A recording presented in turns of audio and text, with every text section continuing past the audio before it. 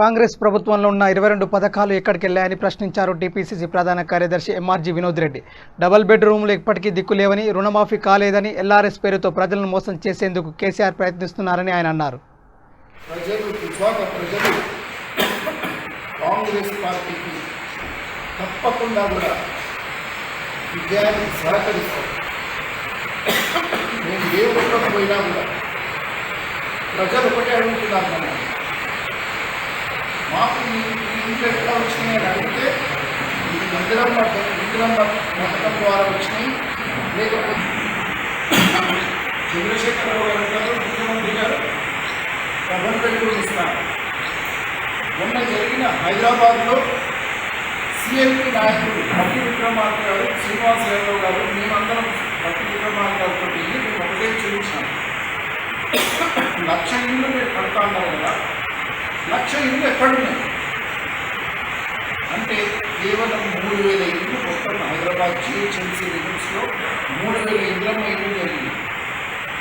అలాగే ఇక్కడ మేము ఏ ఊరికి పోయినా, దుబ్బాక నియోజకవర్గంలో ఏ ప్రాంతంలో పోయినా హరీష్ రావు గారు మీరు ఈ దుబ్బాక నియోజకవర్గంలో ఎన్ని ఇంద్రమ్మ ఇళ్ళు కట్టినారు చూపించండి, మీరు చూపించండి, గవర్నమెంట్ స్టాటిస్టిక్స్ చూపించండి.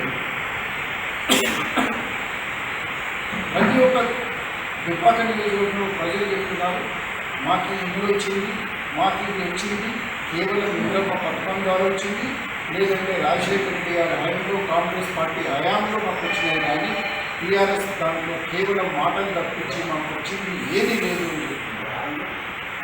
టీఆర్ఎస్ పార్టీలోకి ముఖ్యమంత్రి గారు ఏ పరిస్థితిలో పోయిందో అందరికీ నాయకుడు, ప్రతి కాంగ్రెస్ నాయకుడు ఇక్కడ కాంగ్రెస్ పార్టీ విజయం కోసం కష్టపడతాం. అక్కడ కేంద్రంలో సోనియా గాంధీ గారి నాయకత్వంలో, ఇక్కడ రాష్ట్రంలో ఉత్తమ్ కుమార్ రెడ్డి గారి నాయకత్వంలో తప్పకుండా కూడా దుబ్బాక నియోజకవర్గం కాంగ్రెస్ పార్టీ గెలవబోతుందనేది మీ ద్వారా తెలియజేస్తున్నాను.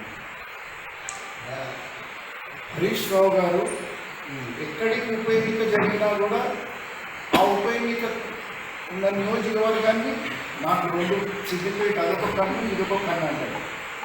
మళ్ళీ వాళ్ళు అంటాడు సిద్దిపేట కానీ దుబ్బాక కానీ నాకు 2 కన్నులే.